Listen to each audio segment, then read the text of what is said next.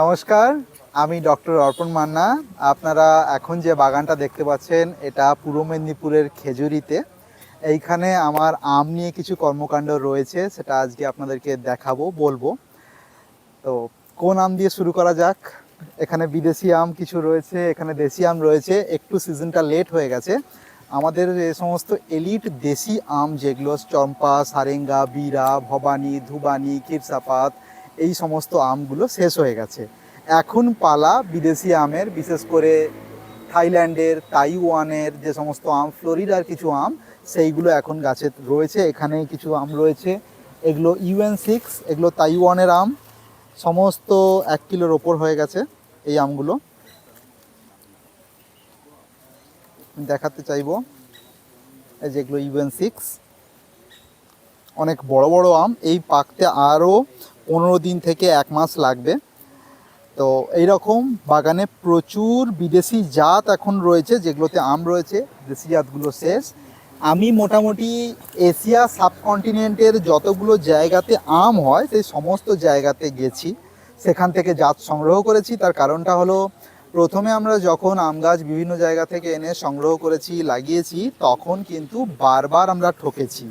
বারবার জাত যা এনেছি সেটা কাঙ্ক্ষিত হয়নি, সেটা আমরা পাইনি। বারবার কোনো না কোনো ভুল জাত পেয়েছি। তারপর থেকে আমি সিদ্ধান্ত নিয়েছিলাম যে যেখানকার আম আমি সেখান থেকেই আনবো। সেটা দেশের যদি আম হয়, যেরকম যদি সনপরি বলে একটা বিখ্যাত হাইব্রিড আম, সেটা যদি আমি আনতে চাই তাহলে আমি পারিয়া ইউনিভার্সিটি, গুজরাট থেকেই আনবো।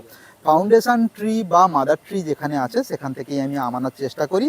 এখানে আমার বাগানে যত গাছ দেখতে পাবেন, সমস্ত ফাউন্ডেশন ট্রি থেকে ডাল এনে তারপরে সেগুলোকে গ্রাফট করা। এবং এই এখানে দেখতে পাচ্ছেন মহাচানক, অনেক মহাচানক হয়ে রয়েছে। এটা একটা থাইল্যান্ডের আম, একটা হাইব্রিড জাত, ফ্লোরিডার একটা জাত সানসেট ম্যাঙ্গো, আর থাইল্যান্ডের একটা জাত নাংক্লাং ওয়ানের ক্রসেই জাতটা তৈরি করা হয়। অনেক দিন থাকে, এরকমটা নয় যে একদিনে ঝরে যাবে। এটা কমার্শিয়াল ভ্যালু এই আমটার খুব, ভারতবর্ষ এবং বাংলাদেশে এখন এটা কিন্তু চাষ হচ্ছে।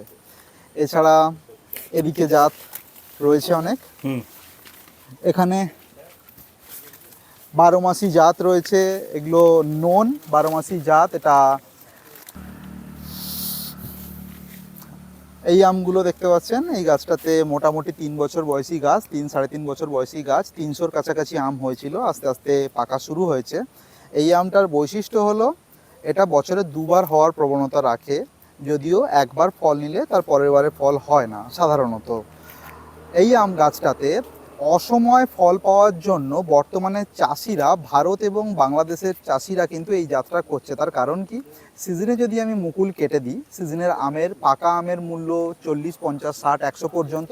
কিন্তু অফ সিজনে যদি আমি ফলটা নিই আগস্ট, সেপ্টেম্বর, অক্টোবরে, তাহলে কিন্তু এই কাঁচা আম 180 থেকে 200 টাকা কিলো, যেটা প্রায় ডবল। তো এই চোকানন, এটাও থাইল্যান্ডের একটা আম। এদিকে ফ্লোরিডার একটা আম রয়েছে, ক্যারি। এই আমটা ফ্লোরিডাতে প্রথম এর উৎপত্তি। সফি ফ্রাই বলে একটা আম ছিল, তার বাচ্চা। এইখানে আম রয়েছে, এগুলো কাহশিয়াং 4। কাহশিয়াং 4 এটা তাইওয়ানের একদম নতুন জাত, 2013 সালের স্বত্বাধিকার রেজিস্টার করা হয় কাহশিয়াং 4। এই গাছটাতে অনেকগুলো জাত রয়েছে, কাহশিয়াং 3 রয়েছে। আর এই জাতটার আরেকটা নাম হলো হানি স্নো। হানি স্নো প্রচুর হয়, প্রচুর ধরে, প্রতি বছর ধরে, এবং রঙটা ঠিক লাল নয়, এটা ফ্লুরোসেন্ট বা মেজেন্টা পিঙ্ক রেড টাইপের কালার, একটা আভা বেরোয়। এদিকে একটা আম দেখাই, এটা আমাদের দেশি আম, এটা হচ্ছে পান্ডুরি আম। পান্ডুরি ভারতবর্ষে যত মিষ্টি আম আছে তার মধ্যে এটা অন্যতম। এর TSS অর্থাৎ এর মিষ্টতার যে একক আছে সেটা মাপলে দেখা যায় মোটামুটি 28 থেকে 32-এর কাছাকাছি পাওয়া যায়, যেটা অন্যান্য আমে, উদাহরণস্বরূপ বলা যেতে পারে ল্যাংড়া বা হিমসাগরে যেটা 18-19, এটা 30 বা 32 মিষ্টতা এর। অসম্ভব মিষ্টি, সামান্য আঁশ অবশ্যই আছে এই জাতটাতে। এটা অন্ধ্রপ্রদেশের একটা জাত, পান্ডুভারি মেমেডি বা পান্ডুরি আম। এদিকে এদিকে রয়েছে ভারতবর্ষের একদম নতুন হাইব্রিড অম্বিকা। এই যে অম্বিকা আম, এই আমটা ভারতবর্ষের কৃষি গবেষণাগার থেকে এটা রিলিজ করা হয়েছিল। এই আমটা সম্ভবত 2002 সাল নাগাদ রিলিজ করা হয়েছে এবং দেখা হয়েছে অম্বিকা। এটাও একটা হাইব্রিড, এটা ভানরাজ আর আম্রপালির ক্রসে তৈরি একটা আম, যেটা অনেক লেট, অনেক দিন পর্যন্ত থাকে গাছে। আগস্ট মাসেও কিন্তু এই আমটা পাওয়া যায়, প্রচুর থাকে। তো এইরকম প্রচুর আম রয়েছে বাগানে।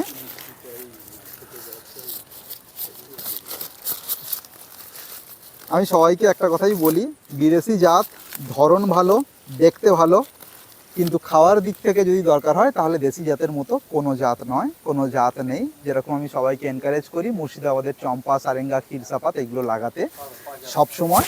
যাদের জায়গা আছে তারা অবশ্যই লাগাবেন। আর বিদেশি জাতগুলোও ভালো কিছু কিছু, কিন্তু বিদেশি জাতের গুরুত্ব, মাহাত্ম্য, তার প্রতি বছর ধারণ ক্ষমতা, তার রং, প্রচুর পরিমাণে ধরন, সেই সমস্ত দিক থেকে। অর্পণ, আপনি তো পৃথিবীর বহু দেশে গেছেন, হ্যাঁ। কোন কোন দেশে আম নিয়ে গবেষণা করতে গেছেন? আম নিয়ে গবেষণা, আম নিয়ে সমস্ত যা কিছু জানার দরকার, ওখানকার রিসার্চ ইনস্টিটিউট বহু জায়গাতে গেছি। ফিলিপিন্স, ইন্দোনেশিয়া, মালয়েশিয়া, থাইল্যান্ড, অনেক অনেক এশিয়া সাবকন্টিনেন্ট পুরোটা গেছি। এছাড়া অন্যান্য যদি কান্ট্রি হয় সেগুলো তো আমি ইউরোপিয়ান কিছু কান্ট্রিতে গেছি। তো সেখান থেকে আমি জানতে পেরেছি, বহু তথ্য পেয়েছি এবং আমার খুব ভালো লাগে যে ওনাদের আমের গবেষণার বা জাত নিয়ে যে জাত কালেকশন করার যে ইচ্ছা বা প্রবণতা বা নতুন জাত তৈরির যে, সেটা কিন্তু ইন্ডিয়ান জাতকে দিয়েই। আম্রপালি, মল্লিকা, নীলম, কালাপাডি, দাসেরি, এই সমস্ত আমকেই কিন্তু ওনারা ব্যবহার করছেন নতুন জাত তৈরি করার জন্য। আপনার এই বাগানে কত ধরনের আম আছে? এখন আর গুনি না, তাও আন্দাজ 650-700 তো হবেই, আছেই। আপনাকে যদি একটা আম খেতে বলা হয়, কোন আম খাবেন? চম্পা। চম্পা। চম্পা। চম্পা নামটা কিভাবে এলো? চম্পা নামটা মনে করা হয় আমটাতে একটা বিশেষ ধরনের অ্যারোমা রয়েছে, যে অ্যারোমাটা চাঁপা ফুলের অ্যারোমার সাথে রিজেম্বল করে, মেলে। অনেকে তাই মনে করেন, আবার অনেকে মনে করেন যে চাঁপা ফুলের গন্ধের মতো গন্ধ নয়, কিন্তু এই ফুলের একটা তীব্র গন্ধ আছে, তাই তার নাম চম্পা। আমার পার্সোনাল এক্সপিরিয়েন্স থেকে আমি বলতে পারি, এবং কেমিক্যাল অ্যানালিসিসে দেখা গেছে যে চাঁপাতে ইউজিনল, মিথাইল ইউজিনল নামক একটা কেমিক্যাল বেশি থাকে, সেই জন্য ওতে একটা গন্ধ হয় যেটা কিছুটা লবঙ্গ, কিছুটা চাঁপা ফুল। এই গন্ধটাই এই চাঁপা ফুল মানে চম্পা আমটাকে স্পেশাল যারা করে। দুটো আম লাগাতে চাইবেন, বিদেশি আম লাগাতে চাইবেন বা আম গাছ লাগাতে চাইবেন, দুটো জিনিস দ্রুত তারা ফল পেতে চাইবেন এবং যেন দেখতে সুন্দর হয়, কি উপদেশ দেবেন? জায়গা কম।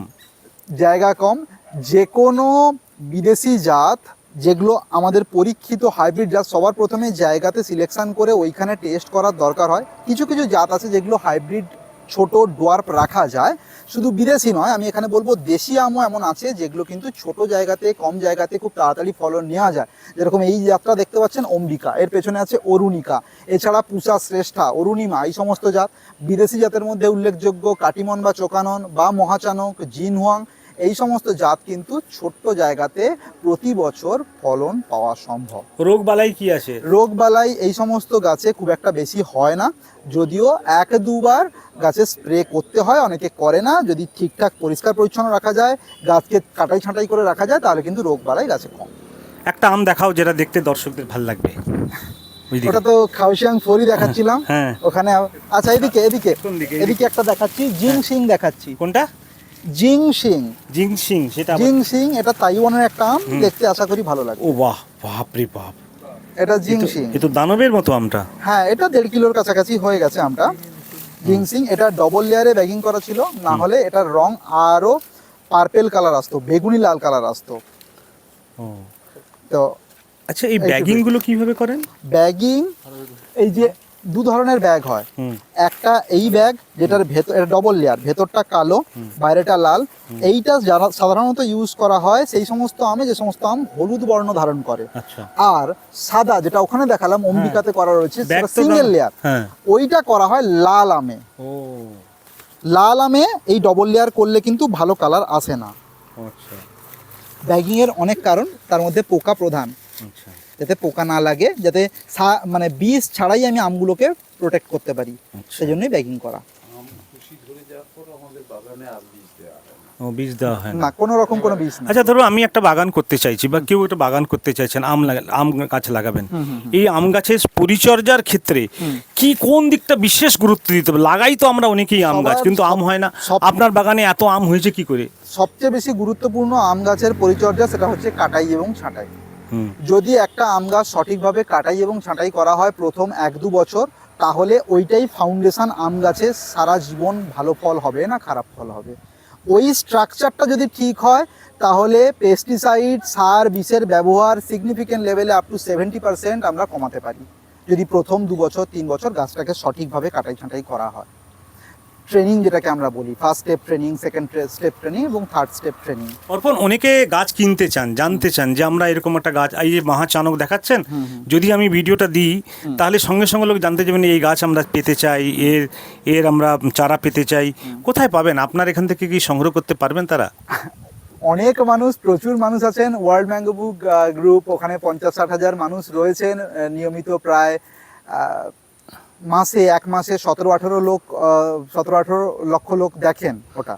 তো সেখান ওই গ্রুপের থেকে ফাউন্ডার আপনি? হ্যাঁ, তো প্রচুর মানুষ চান। আমি এখনো পর্যন্ত শুরু করিনি, তবে আগামীতে কিছুদিনের মধ্যেই কিছু গাছ আমি তৈরি করছি, যেটার মাধ্যমে আমি পৌঁছে দিতে পারবো আশা রাখি কিছু জনকে অন্তত। আমরা ম্যাঙ্গো গ্রুপ ও একটা সোশ্যাল মিডিয়াম আছে। হ্যাঁ, ইউটিউবও রয়েছে ওয়ার্ল্ড ম্যাঙ্গো বুক এবং ফেসবুকও রয়েছে ওয়ার্ল্ড ম্যাঙ্গো। ওখানে নানা জাতের মানুষ আম নিয়ে সমস্যা নিয়ে সারা প্রশ্ন পৃথিবীর করেন। মানুষ আছেন, সারা পৃথিবীর সায়েন্টিস্ট আছেন, বিসিকেভির কর্মাধ্যক্ষরা রয়েছেন, বিসিকেভি বিধানচন্দ্র কৃষি বিশ্ববিদ্যালয় সেখানকার রয়েছেন, আইসিআর এর ডাইরেক্টর থেকে শুরু করে আম সম্পর্কিত যে মহারথীরা সারা পৃথিবী জুড়ে, যারা ফ্লোরিডা হোক ইন্ডিয়া হোক, সবাই আছেন। আচ্ছা, আম চেনার ক্ষেত্রে ধরো মিয়াজাকি বলে অন্য আম দিয়ে দিল, চিনবো কি করে? হ্যাঁ, পাতা এটা- দেখে তো চিনতে হয়। পাতা দেখে চিনতে হয়, এটা এক্সপিরিয়েন্স। এখানে অন্য কোনো রকম কোনো টোটকা বা কোনো কিছু নেই, এটা এক্সপিরিয়েন্স ছাড়া আর কোনো কিছু নয়। আর নচেত আপনারা এমন জায়গা থেকে কিনুন যে জায়গাতে নার্সারি ম্যানকে আপনার বিশ্বস্ত মনে হয় বা তার মাদার গাছ রয়েছে, সেখান থেকে কিনতে হবে। নচেত ওই সেখান থেকে আমি পৃথিবীর সবচেয়ে দামি আম কিনবো বলে কিনে নিলাম, তাহলে আপনি ঠকবেন। অর্পণ, তোমার বাবা তো বাগানে ঘোরাঘুরি করেন নাকি? হ্যাঁ। ওই কি মানে বাগান বুড়ো? হ্যাঁ? না, বাবার কাছ থেকেই পাওয়া, বাবাই শুরু করেছিল, বাবার কাছ থেকেই ইন্সপিরেশন, তারপরে একটা করতে এই এত। বাবা মা তো আম খেতে পারেন না সুগারের জন্য? না, সেরকমটা নয়। সুগার, আমের গ্লাইসেমিক, এটা একটু বলে দিই আমি, এখানে অনেক করে জিজ্ঞেস করেন যে সুগার রোগীরা আম খেতে পারবে কিনা।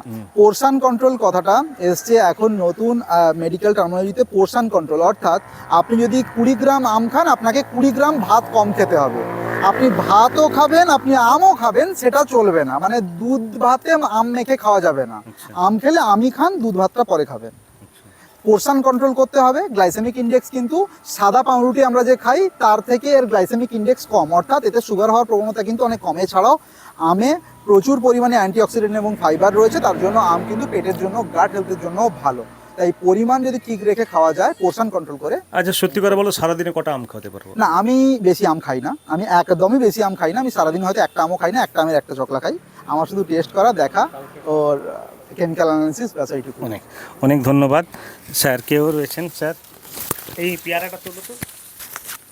ভালো না, ভালো স্যার। আপনি বাগানে এসছেন, কেমন দেখলেন? আমাকে আপনি কেমন দেখলেন, কেমন অনুভব করছেন? আমার তো খুবই ভালো লাগছে, কারণ আমি নিজে একজন ব্যক্তিগতভাবে, আপনার পরিচয়টা দেবেন স্যার? আমার নাম জয়ন্ত কুণ্ডু। আমি হলদিয়া থেকে আসছি এই বাগান পরিদর্শনে, এবং আমি হলদিয়াতে বিড়লা কার্বন স্টোরেজ টার্মিনালের টার্মিনাল হেড। এবং আমার যেহেতু গাছ সম্বন্ধে খুবই ইন্টারেস্ট, এবং আমি নিজের আমার টার্মিনাল গার্ডেনে অনেক রকম গাছ করার চেষ্টা করছি। তো এখানে এই খবর পেয়ে আমি এনাদের বাগানে এসেছি এবং এনাদের কাছ থেকে অনেক কিছু জানতে পেরে এবং গাছ দেখতে পেয়ে না, আমার খুবই মাছির জন্য। মানে ফল মাছি। সমৃদ্ধ হলাম বলতে পারি। স্যার, আপনিও কি বাগান করবেন এমনি? হ্যাঁ, আমি নিশ্চয়ই, আমি এখান থেকেও কিছু চাই চারা সংগ্রহ করতে, এবং ভবিষ্যতে এনাদের মার্গদর্শনের মধ্য দিয়েও আমি চাই যে আমার বাগানে এরকমই কিছু গাছ আমি গড়ে তুলি। অনেক ধন্যবাদ স্যার। খেজুরির কুঞ্জপুরে এই বাগান অনেকেই একাধিকবার দেখেছেন। শামীম, তুই বাগান তো দেখেছিস আগের অনেকবার, কেমন লাগছে বাগানটা? স্যার অসাধারণ। আগের বারে একটু লেট হয়েছিল, তো এবারেও লেট হয়েছে। স্যার বললেন যে 90% আম শেষ, কিন্তু যা আম দেখছি, আমের ভ্যারাইটি, কালার, সমস্ত কিছু মিলেমিশে অসাধারণ লাগছে। যদি কারোর সুযোগ হয় তাহলে আমি বলবো স্যারের সাথে যোগাযোগ করতে। স্যার অবশ্যই এখানে এই বাগান ভিজিটের জন্য ব্যবস্থা করে দেবেন। বাগান ভিজিটেন। আপনিও তো বাগান করছেন, নানা রকমের বাগান আছে, কি বলবেন আপনি? অসাধারণ। হ্যাঁ, এই আপনার সান্নিধ্যে স্যারের কাছে পৌঁছানো এক গর্বের ব্যাপার। আমরা গল্পে শুনেছি, কিন্তু এসে দেখছি যে এত ভ্যারাইটির আম, স্যার বলছেন যে 90% শেষ হয়ে গেছে, কিন্তু আমাদের কাছে মনে হচ্ছে যে আমরা 100%-এর জায়গায় আছি। আমরা স্যারের কাছে কিছু টিপসও, হ্যাঁ অবশ্যই রোজালিয়া গার্ডেনের একটা পার্ট আমি করতে চাই অবশ্যই। আমি স্যারকে বলবো যাতে আমার বাগানে যায় এবং আমাদেরকে কিছু টিপস দেয়, যাতে আমরাও এই ধরনের কিছু বাগান তৈরি করতে পারি এবং আমের ভ্যারাইটি তৈরি করতে পারি। অসাধারণ বাগান, অসাধারণ। Thank you.